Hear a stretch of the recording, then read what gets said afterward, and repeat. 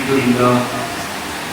لله رب العالمين، والصلاة والسلام على سيد الأنبياء والمرسلين وعلى آله وأصحابه وأتباعه وعترته أجمعين، أما بعد. أعوذ بالله من الشيطان الرجيم، بسم الله الرحمن الرحيم. ألا إن أولياء الله لا خوف عليهم ولا هم يحزنون. آمنت بالله صدق الله مولانا العظيم.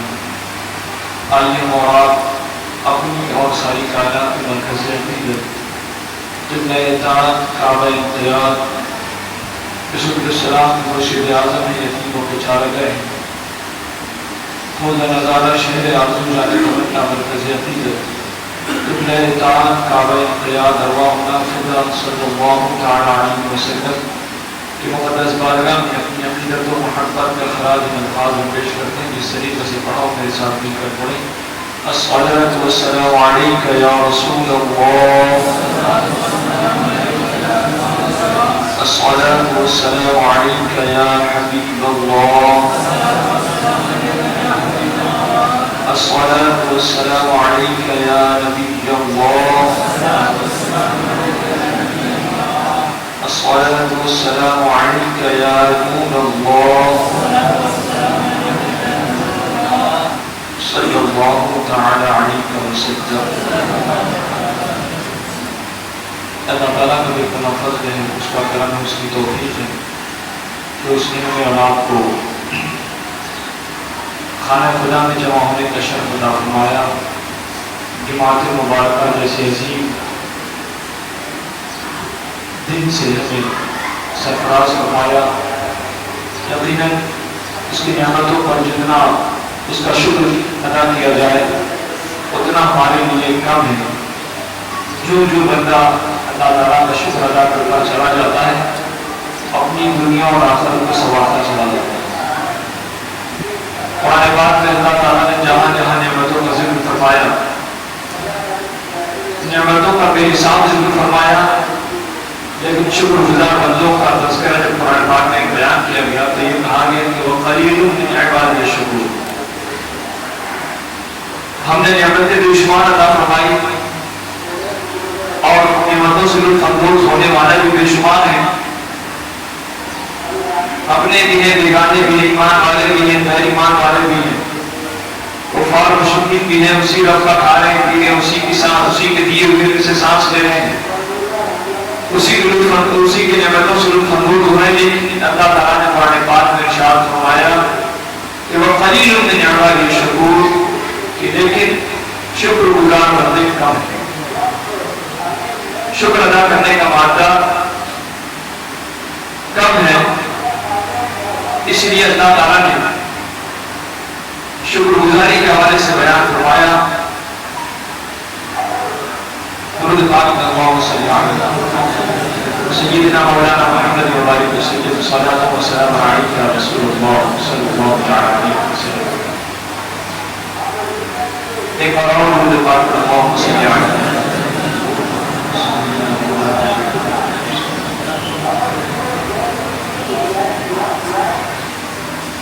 تو شکر گزاری کا جذبہ جو پیدا ہوگا بندہ قناعت کی طرف مائل ہوگا. اللہ تعالیٰ نے کچھ نہ تھا کچھ دے دیا اور وہ اتنا ہے کہ اب وہ میرے لیے کافی ہے، انف ہے، سفیشنٹ ہے، کافی ہے زندگی گزارنے کے لیے. جو کچھ اللہ نے ہمیں عطا کیا اتنا کافی ہے ہمارے لیے. اگر انسانی طبیعت کا آپ جائزہ لیں تو حدیث پاک کی روح سے سرکار بیان فرماتے ہیں کہ لو کان ابن آدم وادیان من ذهب، کہ اگر ابن آدم کو سونے کی 2 وادی دے دی جائے اور لم تغنی لهما ثالثا، وہ دونوں اس کے پاس ہیں، یہ اسے کافی نہیں ہوگا. وہ تمنا کرے گا، التجا کرے گا کہ تیسری وادی میں مجھے مل جائے، تیسری وادی میں مجھے مل جائے. 2 جو ہے اس کی طرف اس کا میدان نہیں ہے، وہ کافی نہیں ہے. اور اور اس پر شکر گزاری کا مادہ پیدا نہیں ہو رہا، بلکہ وہ تیسرے کی طرح چلے کہ تیسرا بھی جاتا تو بہت اچھا ہوتا. وَلَا يَمْنَعُ جَوْفَ ابْنِ آدَمَ إِلَّا التُّرَابَ وَيَتُوبُ اللَّهُ عَلَىٰ مَا تَابَ. کہ حال یہ ہے کہ شکر گزاری ہے نہیں، زیادہ کی طلب ہے، کم پر اکتفا نہیں ہے، لالچ کی اس قدر حوص و طمع اس کے دل میں بیٹھ گیا ہے، یہ تمنا پر تمنا کیا جاتا ہے اور حرص اس کی ختم نہیں ہوتی، لالچ ختم نہیں ہوتی، اور یہ چاہتا ہے کہ کسی وادی میں مجھے سونے کی مل جائے. تو اللہ نے دیا کافی نہیں. حدیث پاک میں کہ والا ہے کہ جو اپنا آدم التراب، اور پھر اس کی خواہشات کی کمی نہیں ہے، بے شمار خواہشات اس کے ہیں. تیسری مل جائے گی، چوتھی کی طرف چوتھی ہوگی، پانچویں کی طرف طلب ہی طلب.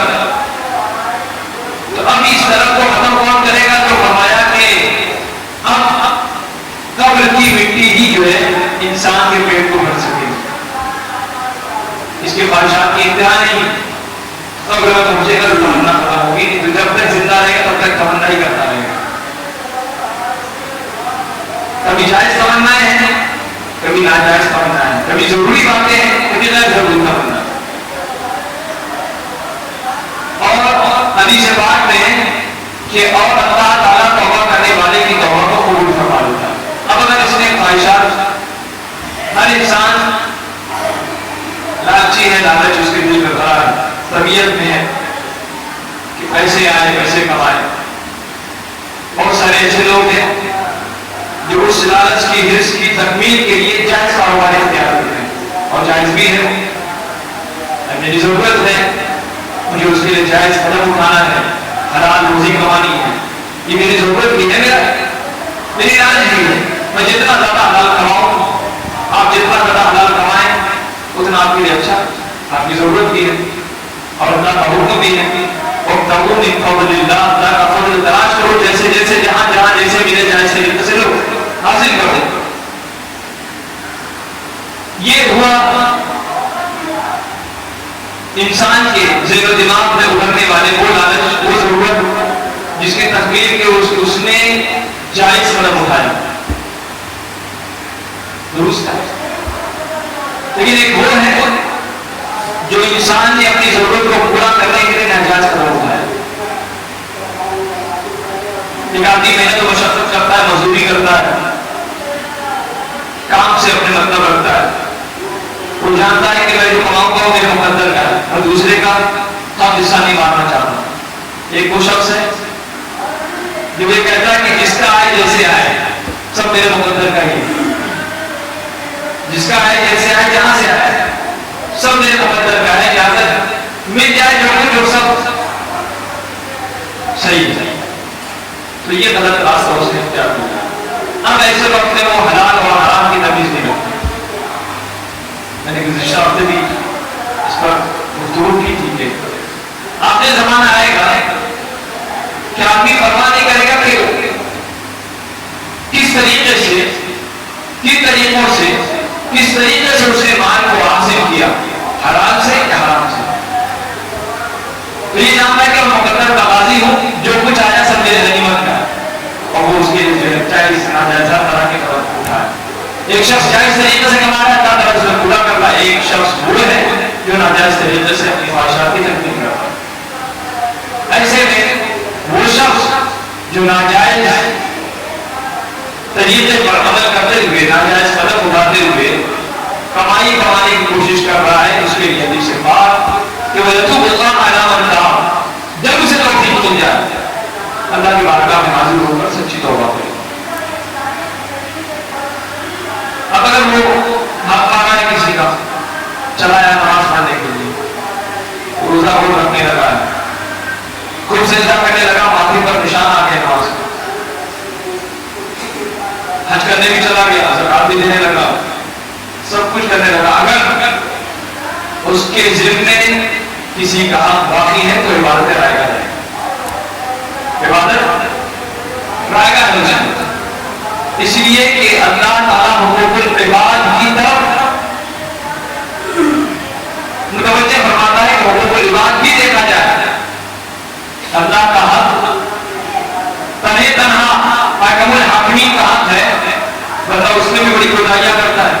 नमाज नहीं पढ़ता, रोजे नहीं रखता, हज नहीं करता, बहुत सारी चीजें। लेकिन हुकूक इबाद का जहां तक मामला है, बंदों का बंदों से आपस में जो मामला है, ये अल्लाह ताला मोहलत देगा बंदों को कि तुम्हारे इसके साथ क्या मामला है, हल करो, सुलह सफाई कर लो। अगर नहीं करते तो फिर हमारी बात कर फिर लौटो। अब क्या फैसला होता है तो फिर अल्लाह ताला उस बंदे को इख्तियार देगा जिससे उसका मामला है। अगर उस बंदे ने माफ नहीं किया तो अल्लाह ताला तुझसे माफ नहीं करेगा और वो जहन्नम के गड्ढे में डाल दिया जाएगा। इसलिए मामला का दुरुस्त करना ये बेइंतहा जरूरी है। और वो तब होगा जब हमने किसी के हक तलफी की है उसके हक को अदा किया। नमाज पढ़ने से वो तलफी दूर नहीं होगी, ज़कात देने से दूर नहीं होगी, हज करने से दूर, ये करना फर्ज है। अगर आप साहिब इस्तेदाद हैं, इस हैसियत के मालिक हैं, तमाम चीजें। लेकिन अगर आपने बंदों का हक मारा है तो आपको चाहिए कि आप उनका हक अदा करें। इसलिए हदीस पाक में सरकार मुतवज्जे फरमाते हैं हदीस पाक कि वयतूबुल्लाह अला मन ताब, कि अल्लाह ताला बंदों की तौबा को कबूल फरमाता है। इसलिए जो तौबा करेगा अल्लाह की बारगाह में सच्ची तौबा, अल्लाह ताला उसकी तौबा को कबूल फरमाएगा। इस तरीके से हदीस पाक में सरकार फरमाते हैं कि मन हो तो तालिबानी मनहुमानी ला यशरान, के दो तरह के लोग हैं, दो ख्वाहिशात रखने वाले लोग हैं, दो तलब रखने वाले लोग हैं।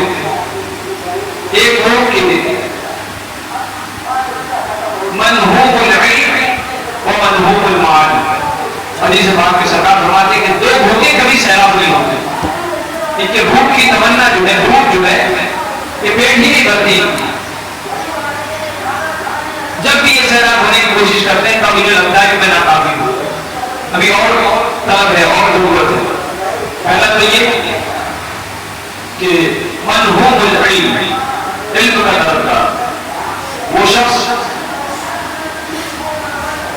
जो इल्म के रास्ते में है, इल्म हासिल करना चाहता है, इल्म का तलबगार है, तो ऐसा शख्स जो है हदीस पाक के रूप से सरकार फरमाते हैं कि इल्म के तलब में जो शख्स है वो कभी भी उसका पेट नहीं भरेगा, वो हमेशा ये चाहेगा, ये खाने का पेट नहीं, समझे आप, वही चाहेगा कि जब उसे मौका मिले तब तक इल्म हासिल करे। सिर्फ थोड़े से इल्म से इक्तफा नहीं करेगा, बल्कि जब उसे मौका मिलेगा वो जानता है कि इल्म मेरे लिए जरिया नजात है, इल्म मेरे लिए सरमाए इज़्ज़त है, इल्म मेरे निजात का सबब है, और इल्म से ही जो है मेरी दुनिया और आखिरत संवरने वाली है। लिहाजा वो इल्म से दिल लगा लेगा, जितना चाहेगा सीखेगा, वो थोड़े से इल्म में इक्तफा नहीं करेगा, बल्कि खूब सीखता रहेगा। जिंदगी की शुरुआत से लेकर जिंदगी के इंतहा तक वो इल्म हासिल करता रहेगा। ये उस इल्म के तलब करने वाले का हाल है, उसकी लालच का ये हाल है कि पेट नहीं भरेगा उसका, बल्कि वो इल्म हासिल करता रहेगा। फिर सरकार फरमाते हैं कि मनहूमुल माल, और वो शख्स जो दौलत का भूखा, दौलत की जिसे हवस हो, भूख लग गई हो, ऐसा शख्स चाहेगा कि मेरा तो मेरा, मैं दूसरों का भी हासिल करूं। और वो फिर पैसे की तलब में इस कदर मुनहमी हो जाता है, इतना मशगूल हो जाता है कि फिर वो यहां से पैसा, वहां से पैसा, हर जगह उसको पैसा ही पैसा मिला। तो ये दो लोग हैं। और हाल ये है कि सरकार फरमाते हैं कि यह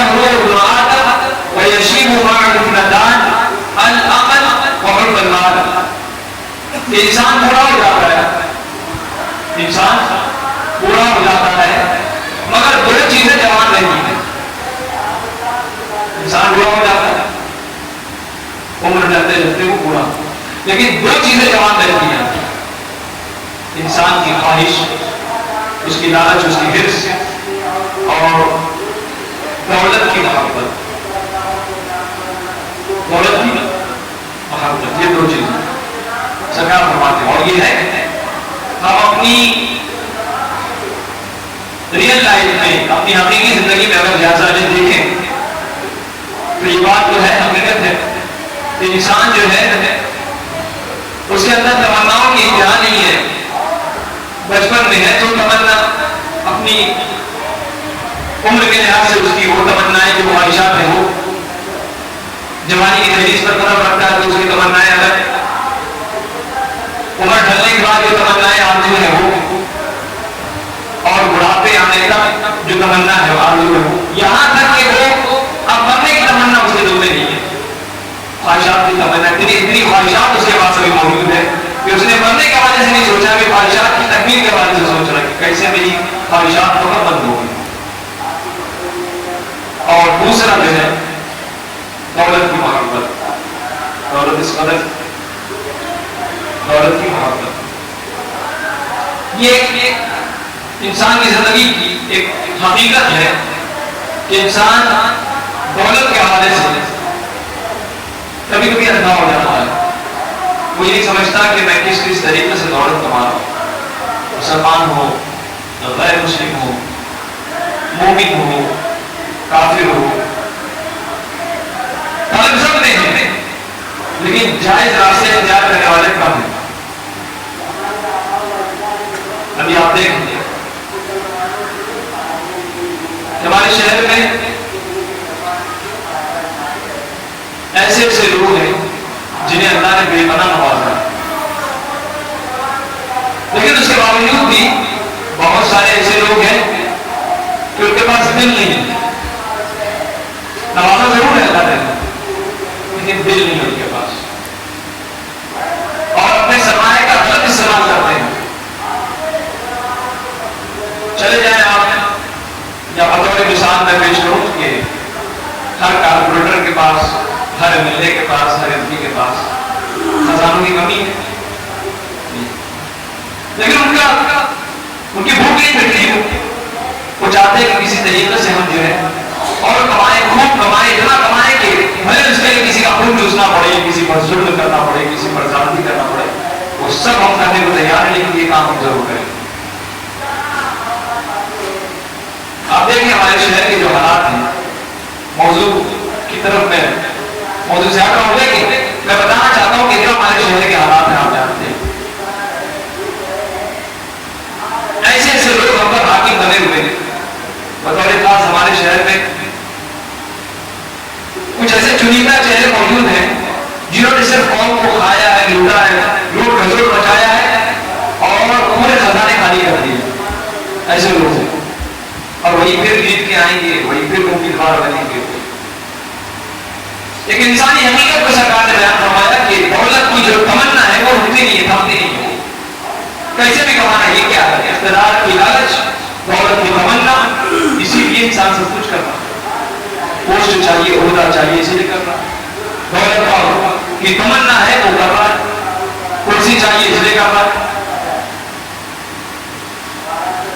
آپ دیکھیں, اور ابھی الیکشن کا دور آنے والا ہے تو تیاریاں زور شور میں چالو ہے. معلومات کہیں سے مل گئی کہ اب تک پارٹی کے لیول پر 22 لوگوں نے جو ہے اپنی خواہشات کا اظہار کیا کہ میں بھی لڑوں گا, میں بھی الیکشن میں اتروں گا, میں بھی فارم بھروں گا. چالو ہے سلسلہ, تماشا دیکھتے رہے. بندروں کا ناچ چالو ہے, بندر باٹ چالو ہے. جو بیچارے جس کا دامن پورا نہ ہو رہا تھا, اب پارٹی چینج کر کے, پارٹی تبدیل کر کے پھر دامن صاف کروا لے گا. جس کا اٹھنا بیٹھنا ہمیشہ آوارگی میں رہا ہو, قوم کو لوٹ کھسوٹ میں, قوم لوٹ کھسوٹ کر کے قوم کو بمبار کرنے کا رہا ہو, اب ایسا شخص جو ہے پارٹی چینج کر کے تبدیل کر کے دوسری پارٹی میں آ جائے گا, اس میں کام صاف ہو جائے گا, پھر دوسرے شہر لے کے آئے گا, پارٹی اس کا سپورٹ کرے گی, پھر وہ بیچارے جیتے. یہ بھی ہونے والا ہے. یہ سب کیوں ہو رہا ہے؟ قوم کی خدمت کا اگر تمہیں ذرا بھی خیال ہو جائے تو آپ کم کا کام کر کے جو ہے عوام کا اعتماد جیت جاتے, عوام کی ہمدردی حاصل کرتے, عوام کی دعائیں, عوام کی خواہشات, نیک خواہشات آپ کے ساتھ ہوتی ہیں, لیکن نہیں, آپ نے کچھ نہیں کیا. تمنا کیا ہے کہ کماؤں گا, خود کماؤں گا, اور اس کمانے کے خاطر ساری دولت لگاؤں گا, پھر کماؤں گا. یہ انسانی زندگی کی حقیقت ہے.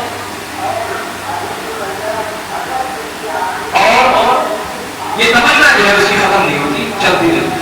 अब अभी आप देख लेंगे, खुद आप अंदाजा लगाएंगे, अब कुछ ही महीने में इलेक्शन होगा, आप देखेंगे ऐसे ऐसे चेहरे आएंगे और ऐसे ऐसे बेचारे भोले भाले मुसलमान रहेंगे कि इनको ना अपनी तारीख समझती है, ना अपना बस मंजर याद रहता है, इनके साथ हुए जुल्म याद रहते हैं, फिर उसी का साथ देंगे जो इनके साथ जुल्म करेंगे। नए वादे लेकर, नए झांसा देकर, नए ख्वाब दिखाकर आपसे और जो है उल्टे रहेंगे और आप देंगे, और ये हालात होने वाले हैं। ये माल की जो तमन्ना है इंसान को बर्बाद करके बड़ा सरकार फरमाते कि अब कब्र की मिट्टी ही जो है, कब्र की मिट्टी ही जो इसका मुंह भर पाएगी, बाकी कोई चीज इसका मुंह नहीं भर सकती, इसकी ख्वाहिशात की तकमील होगी कैसे? तो ये मर जाए तो ये खत्म होगा सब। तो इस वक्त हमें चाहिए कि हम जायज आरज़ू रखें, तमन्ना रखें और उसके जो काबिश करें, दूसरों का हक ना मारें, जायज काम से दिल लगाएं, अल्लाह ताला हमारा काबिल करके अता फरमाता है। और नाजायज चीजों से आप परहेज करें। कोई भी आप देखें भाई भाई का हक मारता है और हम बाकी का ध्यान रखा है, हमने तो बहनों के वरासत में हम देना ही छोड़ दिया, जहेज देते नहीं है। ये बहुत बड़ी हकीकत है और ये है, आप सब इस बात का इनकार भी नहीं कर सकते, ये हकीकत है। आप जहेज दे के अपना दामन छुड़ा लेते हैं, जहेज उनका हक नहीं है, वरासत उनका हक है जो इस्लाम ने उन्हें दिया। आप देते क्या है जहेज? आप उन्हें अपने वरासत में हिस्सा दें और जहां एक हिस्सा आपका बनता है, आधा हिस्सा आपकी बहन का बनता है, बेटी का। बेटे का अगर एक हिस्सा है तो बेटी का आधा हिस्सा। हमने तलफियों का सिलसिला जो है, मतलब इस्लाम कितना साफ सुथरा मजहब है, अगर इंसान का मजहब है, इस्लाम के कानून और उसूल को जब लोगों ने पढ़ा तो हल्का बगोश इस्लाम हो गए, खुशी खुशी मुसलमान हो गए लोग। यार इस मजहब में तो सच्चाई है।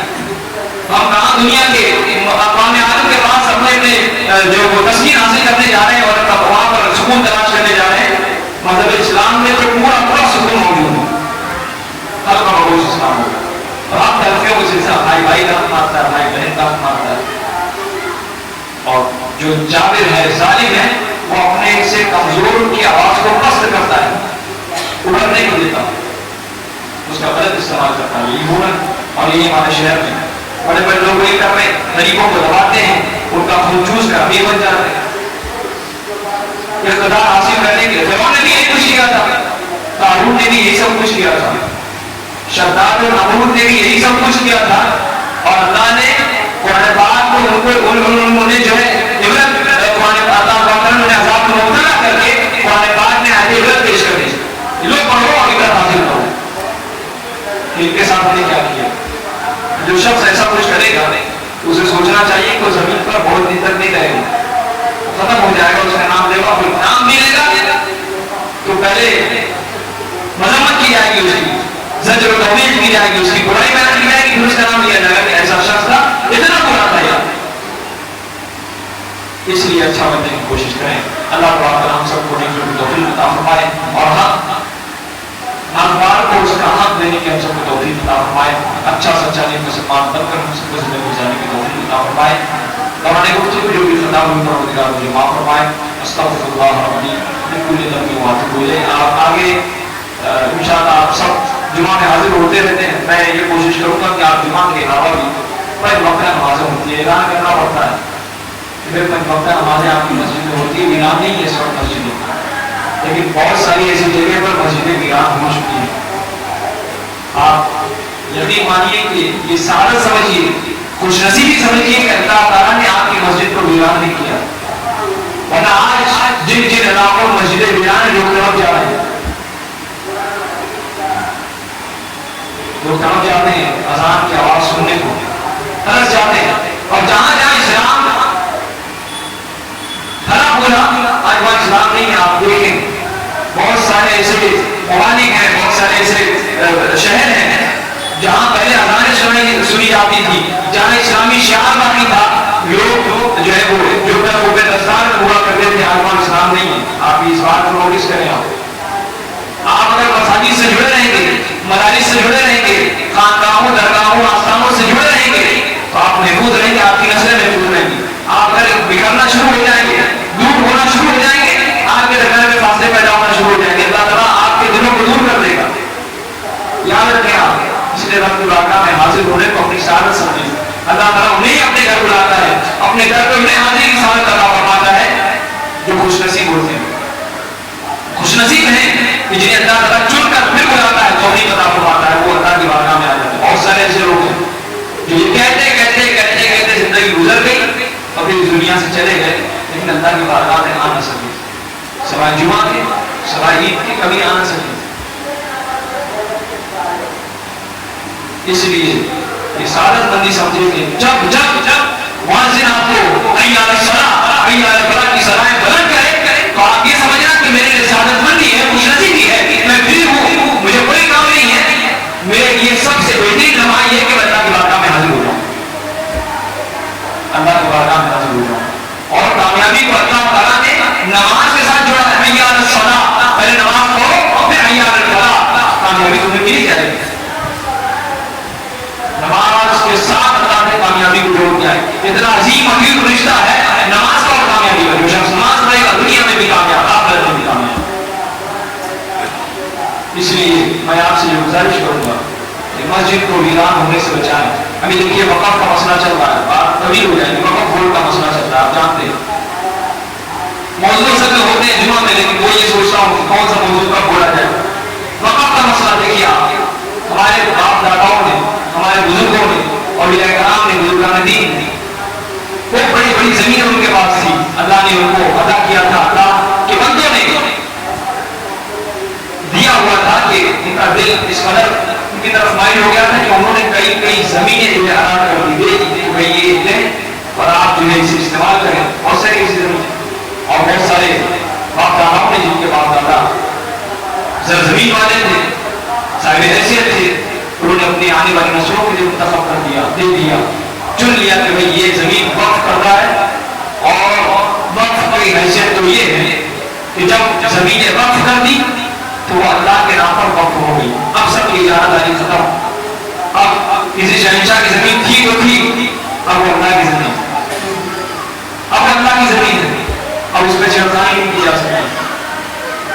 اور وہاں وہی کچھ ہوگا جو امت کی فلاح و بہبودی کو کام آئے گا.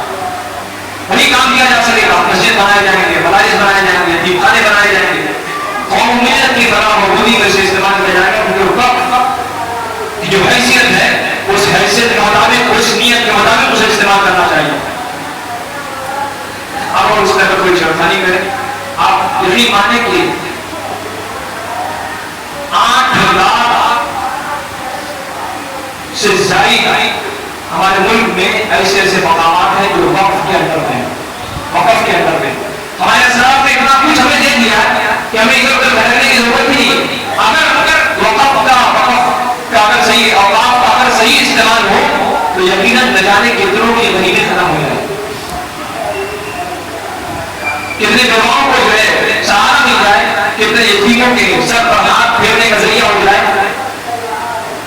کتنی زندگی آسودہ ہو جائے, کتنی زندگیاں خوشحال ہو جائے. ہمیں ادھر ادھر بھٹکنے کی ضرورت نہیں. لیکن اس وقت حکومت اور ہمارے بھی اپنے لوگوں کی بڑی زیادتی ہے کہ بہت سارے ایسے کرپٹ لوگ, بےمان لوگ, بدعنوان لوگ وقف بورڈ میں بیٹھے, پوسٹ آفس اور وقف بورڈ میں خوب قبضے کیے, خوب گھوٹالا کیا, خوب زمینیں کھائی, ادھر کا ادھر بیچا, ناجائز کاروبار شروع کر دیا, اندر بیٹھ کر کالا بازاری شروع کر دی.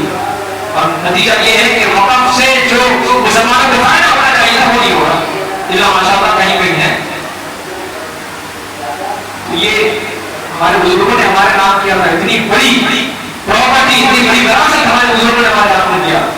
اگر ہم اس کے سچے محافظ بن جائیں, ہماری قوم کا ہر فرد اگر وقف کی زمین کو سیریس سمجھنے لگے, اس کی مشروعیت کو محسوس کرنے لگے کہ یہ کیوں ہے اور ہمارے باپ داداؤں نے, ہمارے بزرگوں نے کیوں کیا تھا یہ چیز, اگر اس کی حیثیت کو سمجھ جائے اور اس کے استعمال صحیح استعمال کو اگر اسے صحیح استعمال کے طرز پر اسے ضرورت کار آنے لگے تو یقیناً امت کے بے شمار مسائل حل ہو سکتے ہیں.